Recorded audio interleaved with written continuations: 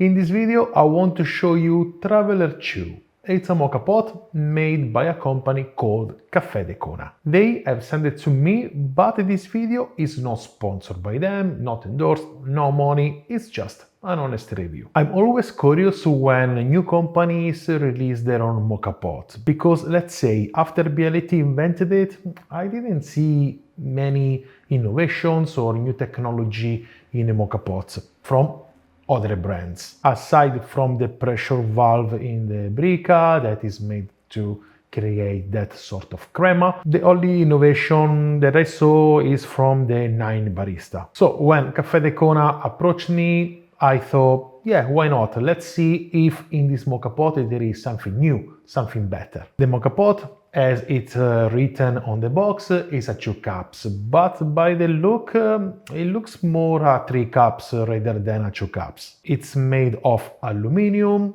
and the basket and the filter, more or less, they look similar to the classic Bialetti.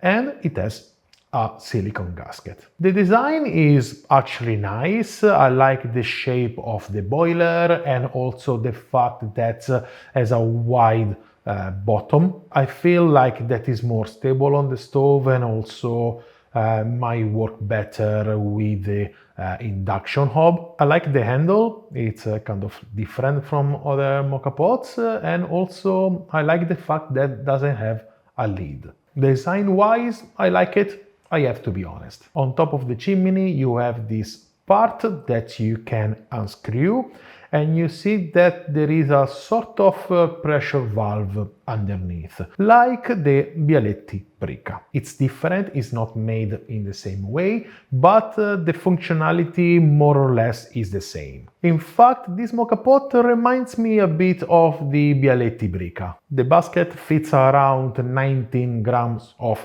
ground coffee, like in the Brikka 2 cups, and the boiler, if I arrive at this level here, that is just like underneath the safety valve, fits around 230 grams of water. And this is quite a lot for a 2 cups, even for a 3 cups to be honest. But yeah, if you place the water like you do with any moka pots just underneath the valve, it fits 230 grams of water. Now there is a problem. It's not a big problem, but it's a kind of a user experience problem. So let's say that now I'm going to make my coffee.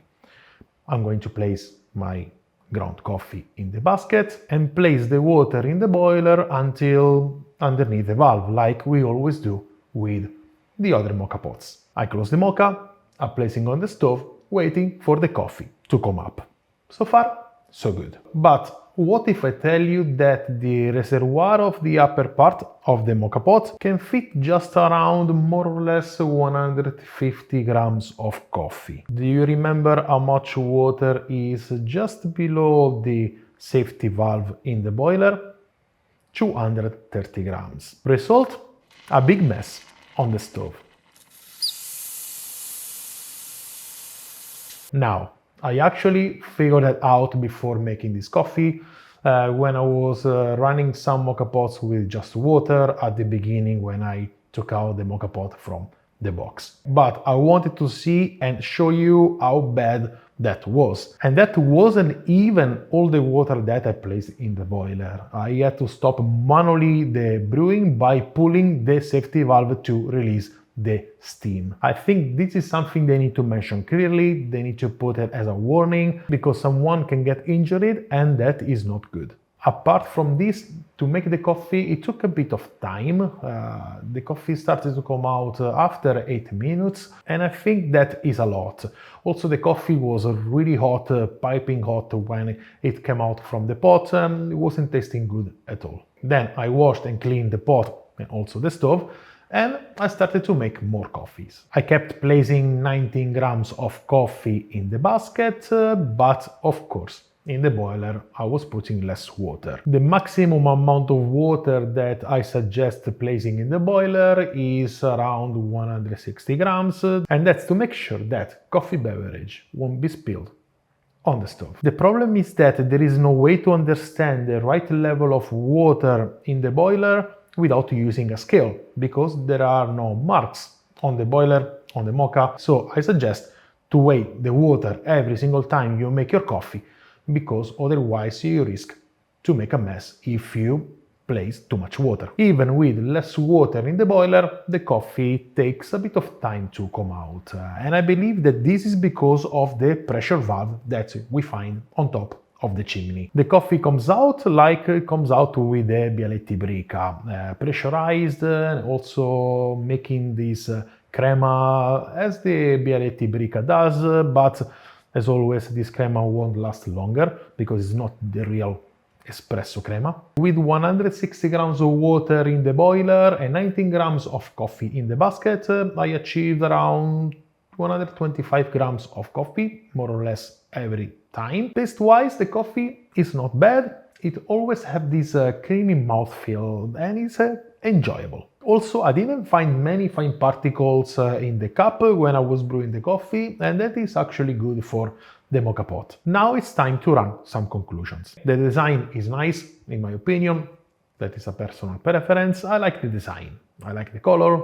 It's a good looking moka pot. I like the idea of the shape of the boiler and the fact that it has a wide bottom. On the stove is very stable, you can fit it very well, and also you don't risk to have flames climbing from the side of the moka pot because of the wide diameter. I actually really enjoy so far making the coffee with this moka pot, apart from the little accident that I had when I put too much water in the boiler just below the safety valve. Talking about that, I really suggest to Caffè de Kona to do some updates.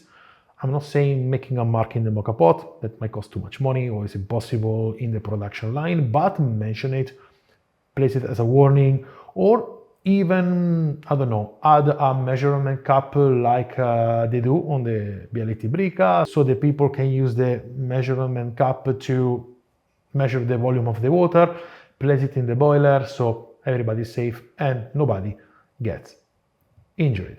Talking more about the moka pot, you can fit the 3 cups E&B Lab filter as well in the moka pot. It fits perfectly, and also it can fit perfectly the AeroPress filter, even if I don't suggest it because the moka pot already generates a lot of resistance because the pressure valve, so I don't suggest it, but you can place it. Overall, I think this moka pot can be compared with the Bialetti Brikka, even if it's built slightly differently, but I think that they have a lot of things in common. And also the way of brewing is basically the same. The cost online is $89. That is what I can see from their website. I know that they're not a big company like Bialetti that can scale the production and, reduce the production cost, but do you think it is worth it? I would like to hear your opinion about this. Before concluding this video, I want to thank Caffè de Kona for sending me this moka pot. I would probably use it more and maybe in the future update this review or even make a video comparison of this moka against the Bialetti Brikka 2 cups. What do you think? Thank you very much for watching. I will see you in my next videos, and in the meantime I wish you a wonderful day and delicious coffee. Ciao!